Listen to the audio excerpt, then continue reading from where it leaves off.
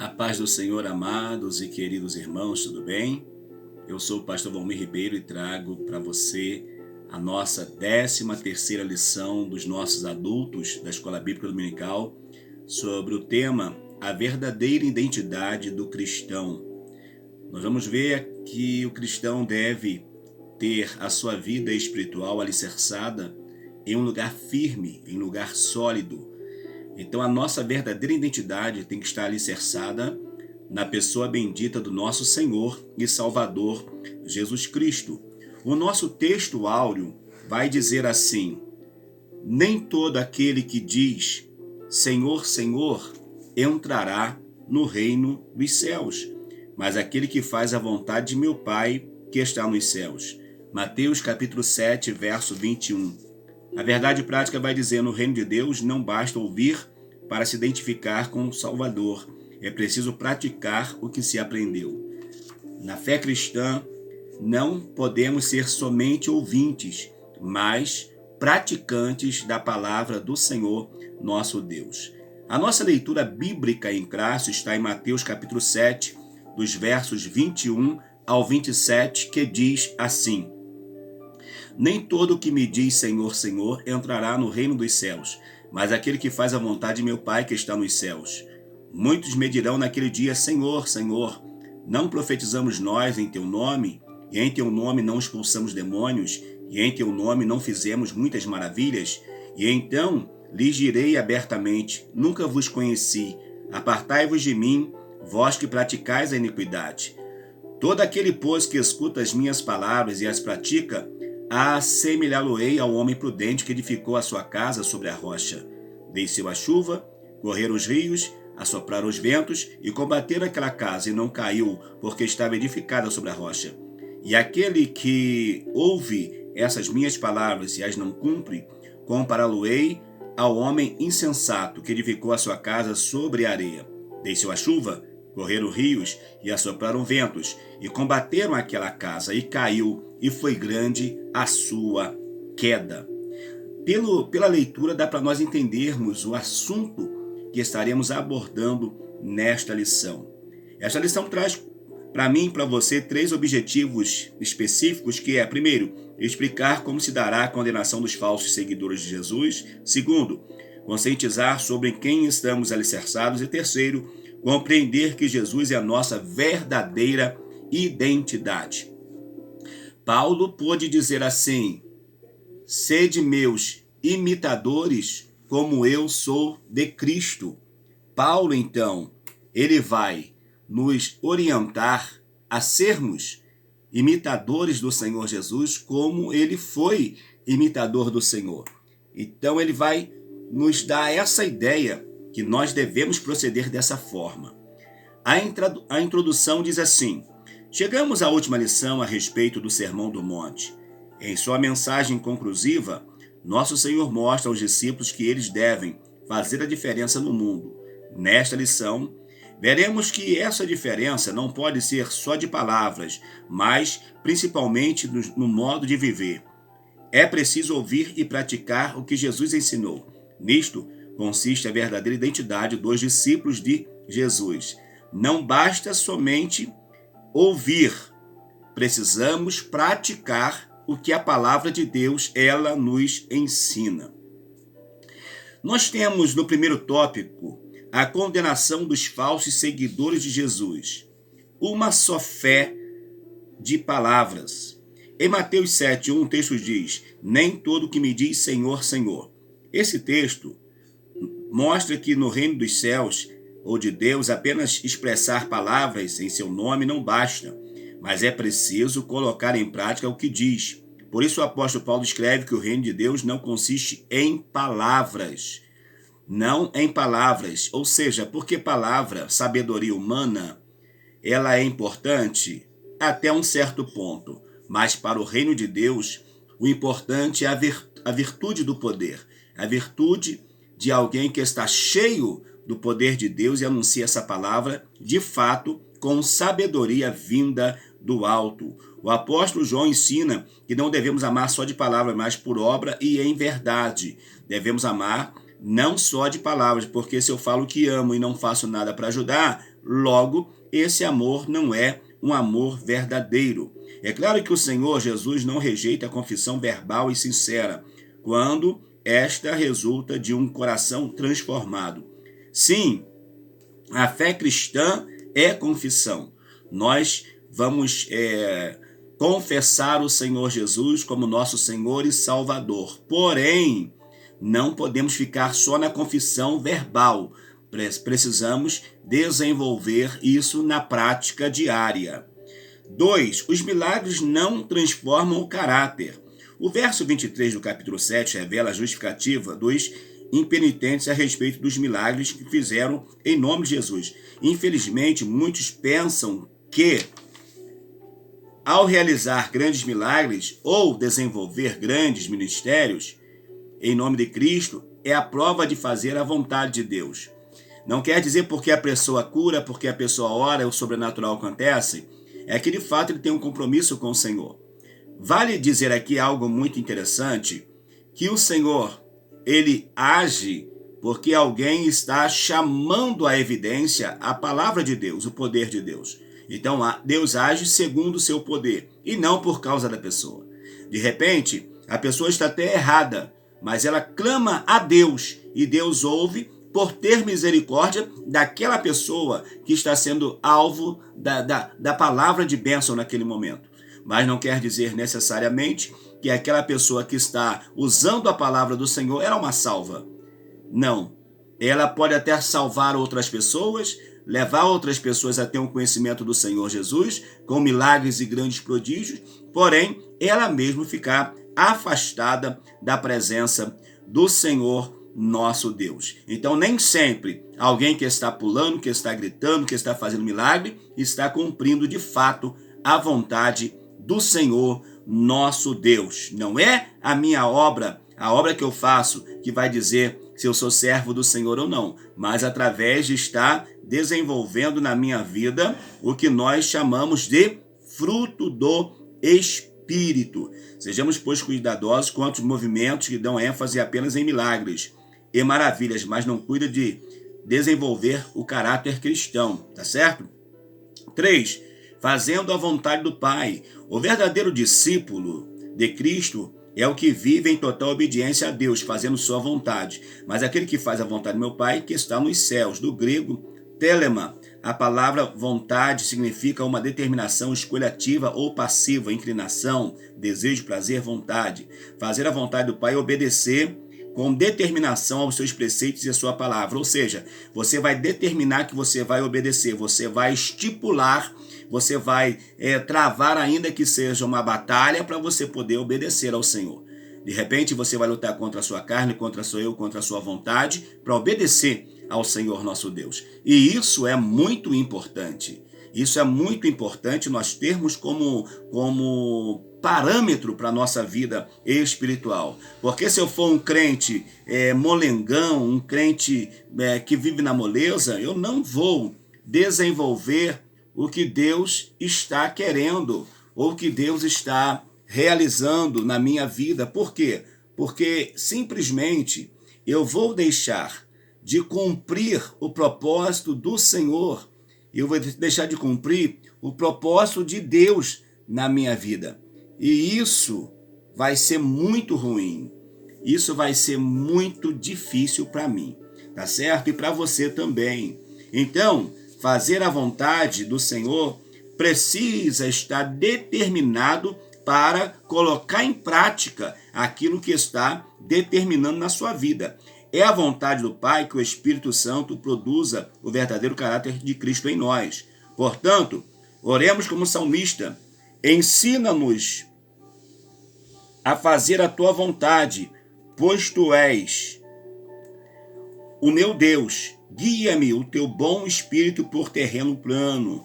Ou seja, Senhor, me ajude a cumprir o propósito, me ajude a fazer a tua vontade. Porque se depender de mim, Senhor, infelizmente, eu vou falhar, eu vou fracassar, eu vou deixar de cumprir o que o Senhor está determinando. Então me ajude a ser fiel nesse propósito aí, meu Senhor. A sinopse desse primeiro ponto diz assim: os falsos seguidores de Jesus Cristo serão condenados. Deus não tem nenhum compromisso com pessoas falsas, com pessoas mentirosas, com pessoas que usam o altar para falar que é aquilo que não é, para falar que tem aquilo que não tem. Então o Senhor vai tratar essas pessoas com um duro julgamento. No 2 diz, em que estamos alicerçados. Você está alicerçado em quem? Em quem estamos alicerçados? O alicerce começa pelo ouvir. Para ser um verdadeiro discípulo de Cristo, é preciso ouvir a sua palavra. Suas palavras são eternas, espírito de vida.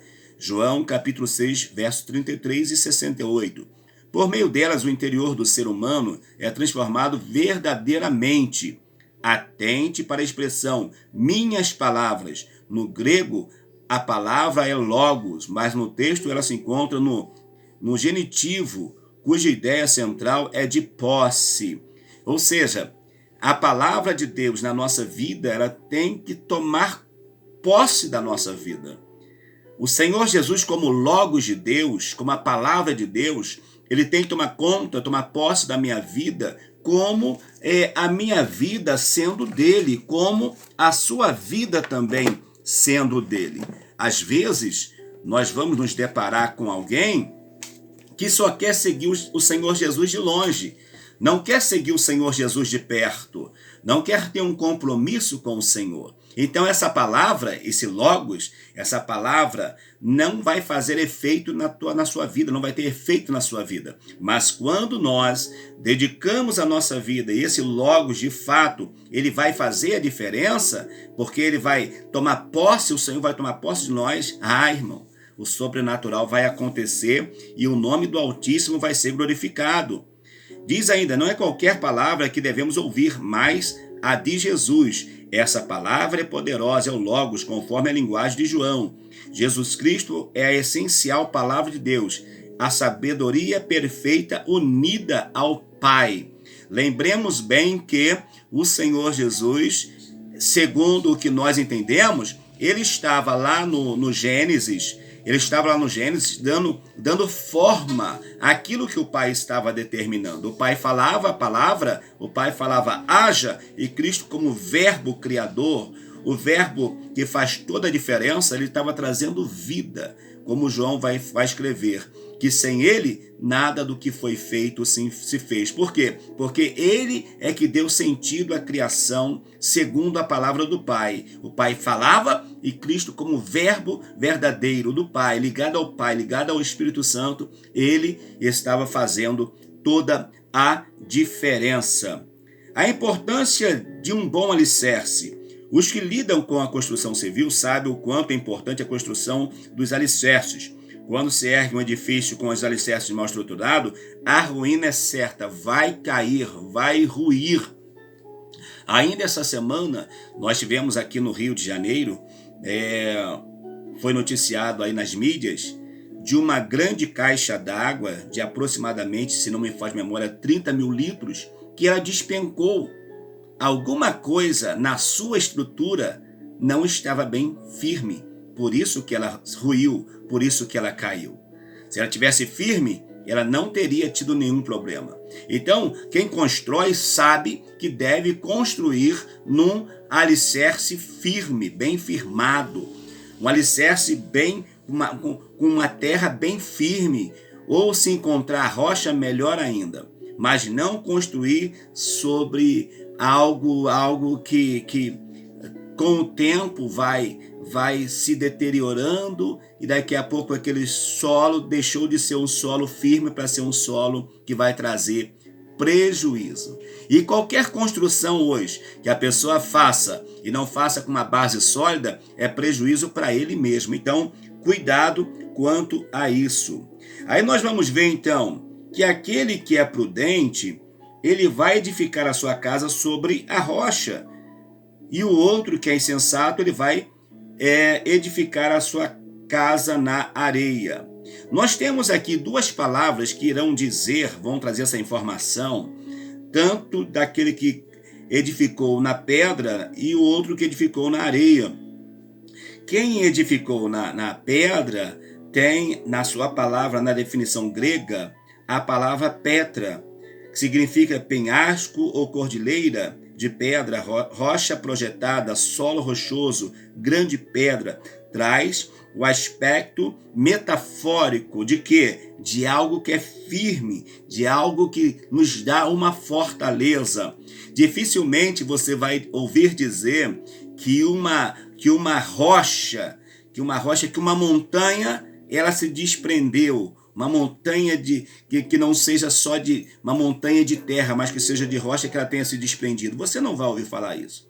Eu moro em uma cidade que ela nos dá uma visão maravilhosa para o dedo de Deus. Não sei se você já ouviu falar no dedo de Deus. Então a gente tem essa visão, e desde que eu me conheço, o dedo de Deus está ali, e ele vai permanecer, porque é uma grande rocha, representa firmeza, representa algo que é grande. Por outro lado, nós vamos ver a questão da areia, que é amnos, significa areia, terra arenosa, areia movediça, que metaforicamente quer dizer fraco, sem estabilidade.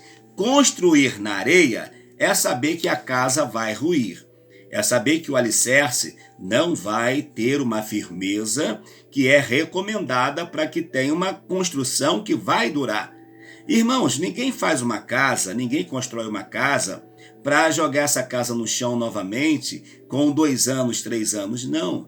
Quando alguém se constrói uma casa, se constrói a casa para a vida inteira. O máximo que vai fazer é uma reforma quando precisar, é uma pintura, é uma reforma, é uma tinta que soltou, é uma massinha que soltou agora, a sua estrutura não. Ninguém faz uma casa e destrói a casa assim, com pouquíssimos dias. Mas se eu construir na areia, eu posso ter certeza que ela por si mesma ela vai cair. Ela não vai aguentar nem o vento e nem o mover das ondas. Ela não vai resistir, ela vai cair. Logo, quem constrói seus alicerces sobre a rocha está firme, estabilizado, mas quem constrói sobre a areia está fragilizado, instável. É aquele crente que não tem firmeza espiritual. Quem constrói na areia não tem firmeza espiritual, ele é instável. Um dia está na igreja, outro dia está fora. Um dia está na igreja, outro dia não está, porque ele é instável. Mas quem está na rocha é estável, está estabelecido, está firmado, está convicto de quem ele é, de quem ele está servindo, da obra que ele está realizando. Então pense nisso. A relevância do praticar. Escutar e praticar as palavras de Cristo são provas de que o discípulo está pronto para viver em plena obediência a Deus, ao que ouve e pratica. O Senhor Jesus chamou de construtor prudente, do grego prônimos, que aparece como adjetivo que quer dizer inteligente, sábio, pois a pessoa prudente não fundamenta a sua vida nos efêmeros postulados humanos, mas na grande rocha eterna que é o Senhor. Graças a Deus que você está firmado nesta rocha que é Cristo, que eu estou firmado nessa rocha que é Cristo. Nós temos firmeza, nós temos alicerce espiritual. E acreditamos por isso que não será qualquer vento que vai nos tirar da presença do Senhor. Não somos como folhas secas movidas com o vento. Não, porque nós temos firmeza espiritual. Mas, infelizmente, nos deparamos com centenas, por que não dizer milhares de pessoas que não têm paradeiro, não têm firmeza. Por quê? A sua base é uma base que está em movimento, não está sólida, não está bem firmada. E nós vamos ver também do grego moros, aparece como adjetivo de tolo, ímpio, incrédulo, motivo pela qual os que são assim não atentam para as palavras de Jesus. No caso espiritual, no caso de Cristo principalmente, muitas pessoas buscavam o Senhor Jesus com o intuito de quê? De comer pão, de receber milagre, de estar no meio de uma grande multidão, porque tem gente que gosta de multidão, não quer nem saber se Jesus está presente, quem é Jesus, quer saber de estar no meio da multidão.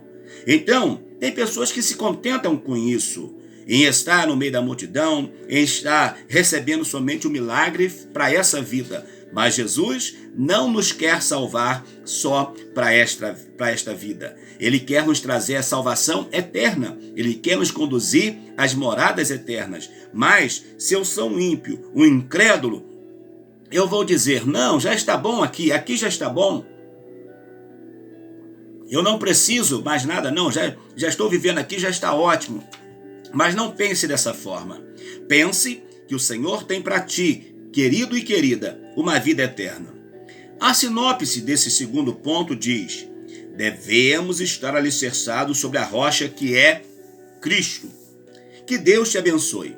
Eu já quero agradecer a você que tem assistido os nossos vídeos, participado quando fazemos as lives de gravação também, muito obrigado. E o novo trimestre já está chegando. Nós falaremos nesse novo trimestre sobre os ataques contra a Igreja do Senhor Jesus. Serão lições maravilhosas.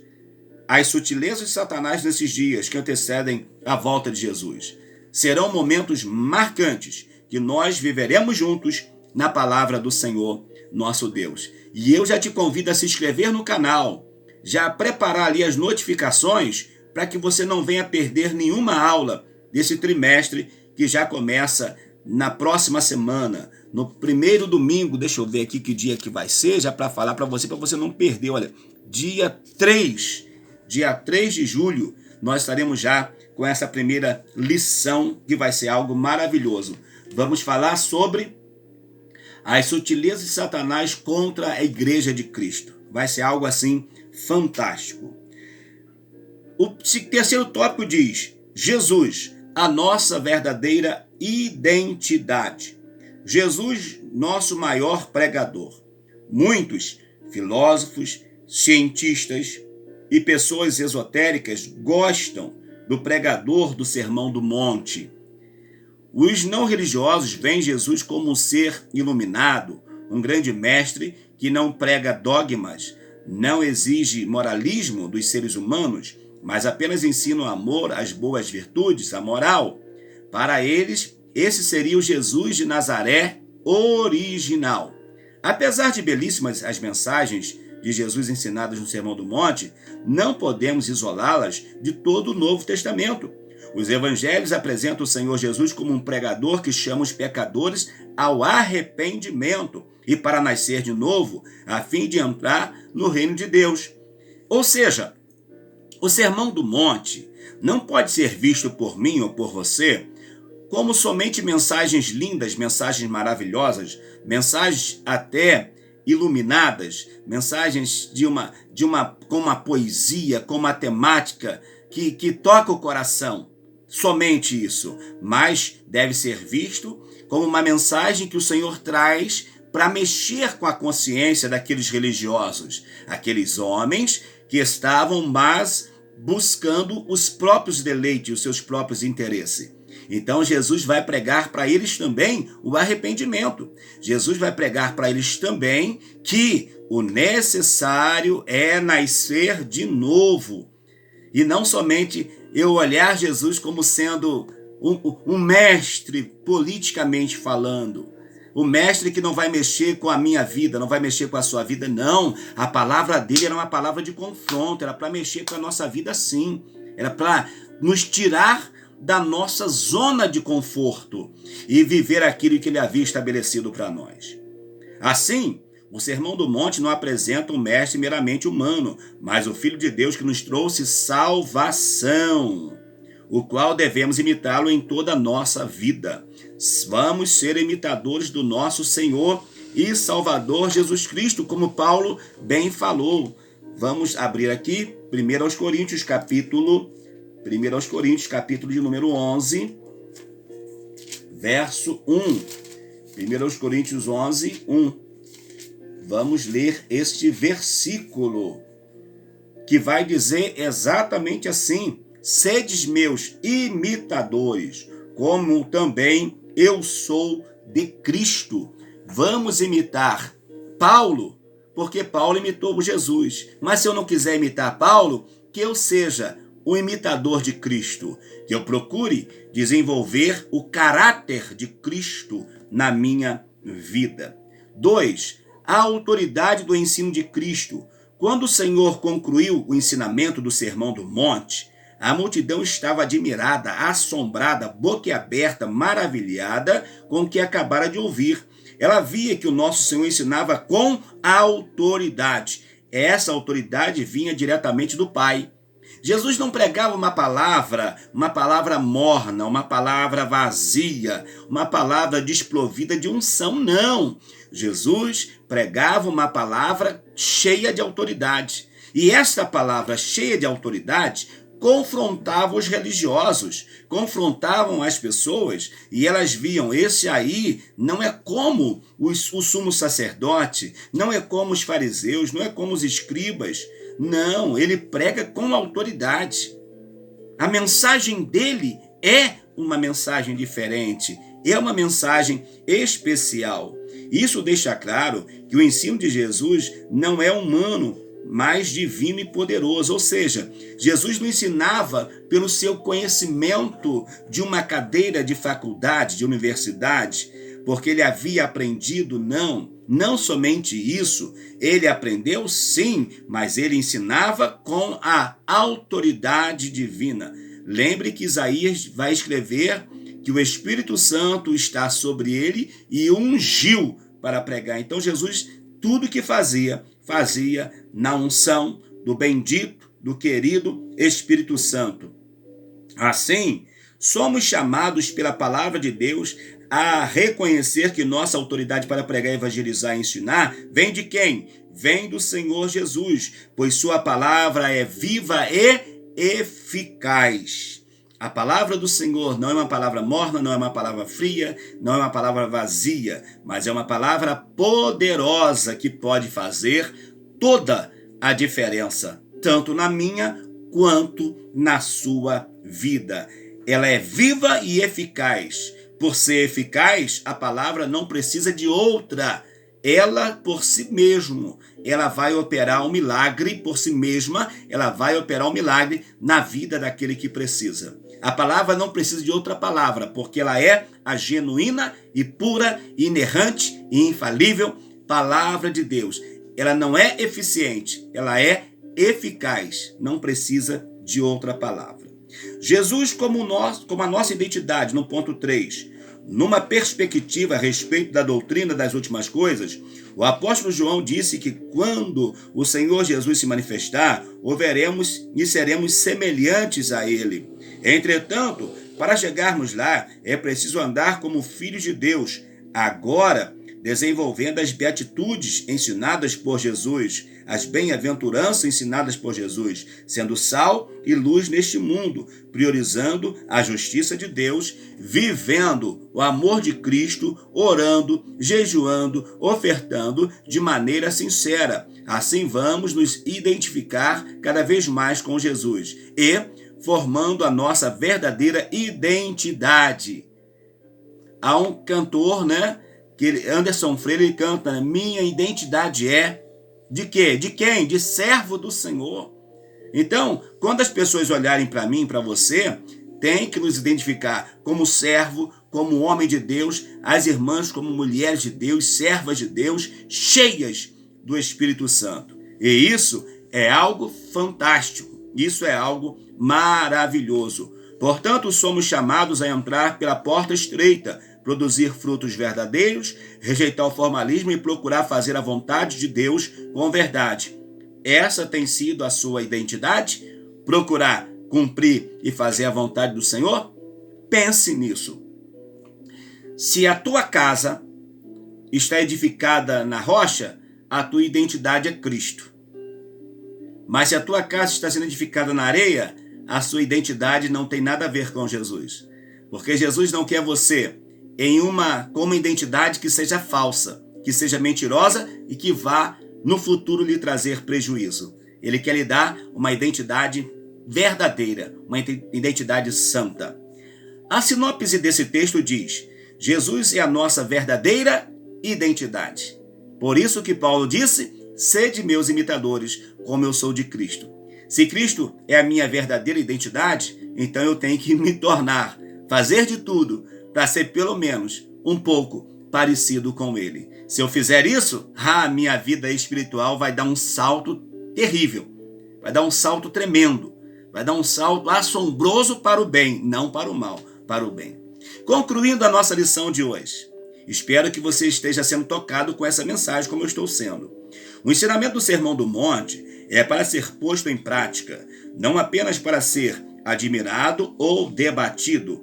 A sua preciosidade só pode ser provada verdadeiramente quando praticamos o que o sermão nos ensina. Então, veremos o quanto a virtude do reino de Deus tem um padrão elevado e celestial.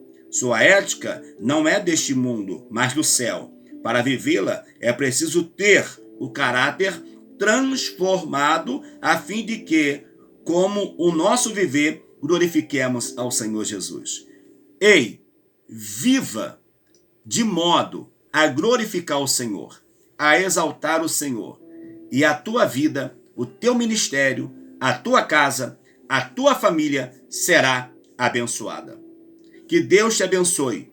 Oremos em agradecimento a esse trimestre maravilhoso que nós estudamos. E já estaremos com o terceiro trimestre falando sobre os ataques contra a Igreja de Cristo. Será, com certeza, mais um momento de lições maravilhosas. Deus abençoe. Querido Espírito Santo, obrigado por esse trimestre que ora encerramos. Obrigado por tua mensagem, por tua palavra, por tudo que o Senhor tem determinado para cada um de nós. Obrigado por tua vida, obrigado porque o Senhor tem sido a nossa esperança, tem sido o fundamento para a nossa vida espiritual, o alicerce para a nossa vida espiritual e também a nossa identidade. E no Senhor é que nós nos espelhamos e procuramos viver. Perdoe as nossas falhas e faça de cada um de nós um instrumento usado com autoridade para evangelizar, para pregar e para ensinar a tua palavra. Amém. É o que nós oramos, ó Pai, em nome de Jesus, com ações de graça. Amém. Que Deus te abençoe. Eu sou o pastor Valmir Ribeiro e te aguardo já na nossa próxima lição do próximo mês de julho, e vai ser a primeira lição, mais uma lição maravilhosa para edificação da tua vida, do teu ministério, da tua casa, da tua família. Que Deus te abençoe hoje e sempre. Tenha uma semana de bênção, de paz, na presença do Todo-Poderoso.